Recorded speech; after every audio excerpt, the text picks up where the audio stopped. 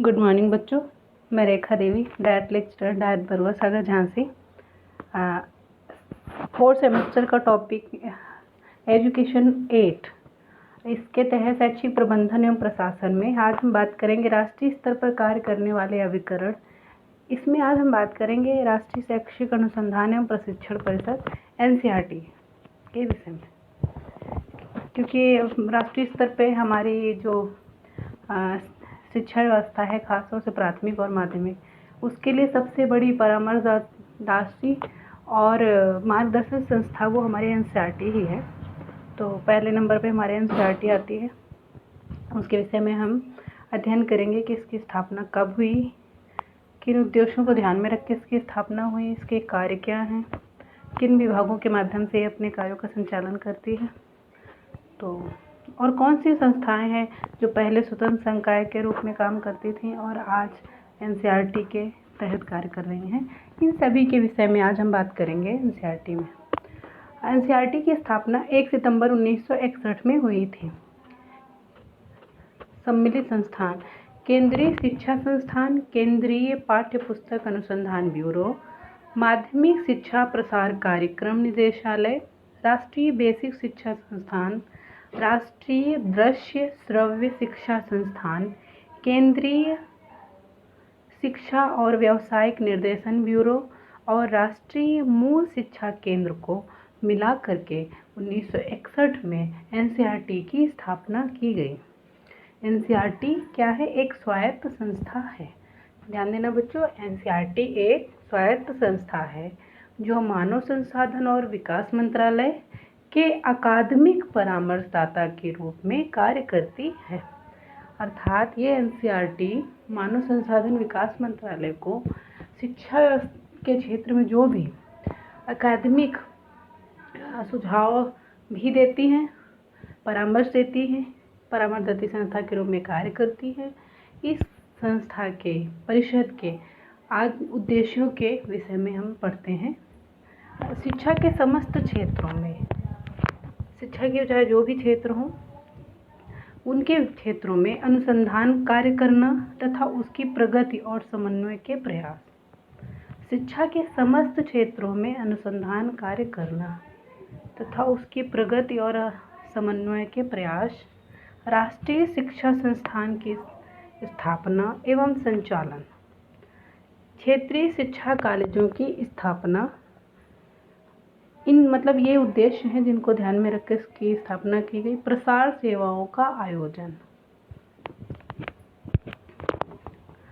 परिषद के कार्य: स्कूली शिक्षा से संबंधित अध्ययन एवं पर्यवेक्षण करना कि स्कूली शिक्षा जो है उसके क्षेत्रों की, उसकी समस्याओं की, आवश्यकताओं के, उद्देश्यों की जानकारी रखना से संबंधित अध्ययन, उसके अध्ययन करना एवं उनका पर्यवेक्षण भी करना।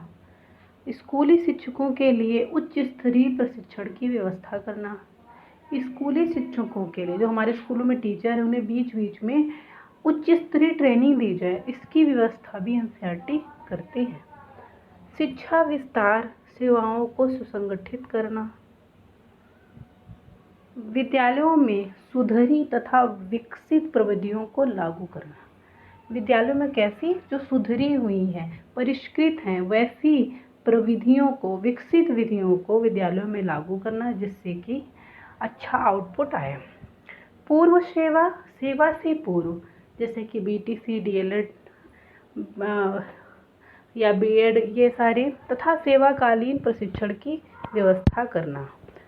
परिषद राज्यों के शिक्षा विभागों, विश्वविद्यालयों के शिक्षा विभागों तथा अन्य शिक्षा संस्थानों से सदैव घनिष्ठ संबंध बनाए रखता है। क्या करता है परिषद? राज्यों के जो शिक्षा विभाग हैं, विश्वविद्यालयों के शिक्षा विभाग तथा अन्य शिक्षा संस्थानों से सदैव घनिष्ठ संबंध बनाए रखता है। इसके अतिरिक्त यह परिषद अंतर्राष्ट्रीय संगठनों के साथ सहयोग करती है। प्रकाशन का कार्य भी करती है। NCERT क्या करती है? प्रकाशन का भी कार्य करती है। इसके तहत school science, journal of national institute of education, Indian education review, उपरोक्त तीनों पत्रिकाएं इसी परिषद द्वारा प्रकाशित की जाती हैं। इसके अतिरिक्त परिषद ने शिक्षक शिक्षा के लिए 4 क्षेत्रीय कॉलेजों अजमेर, भोपाल, भुवनेश्वर और मैसूर में इनकी स्थापना की है।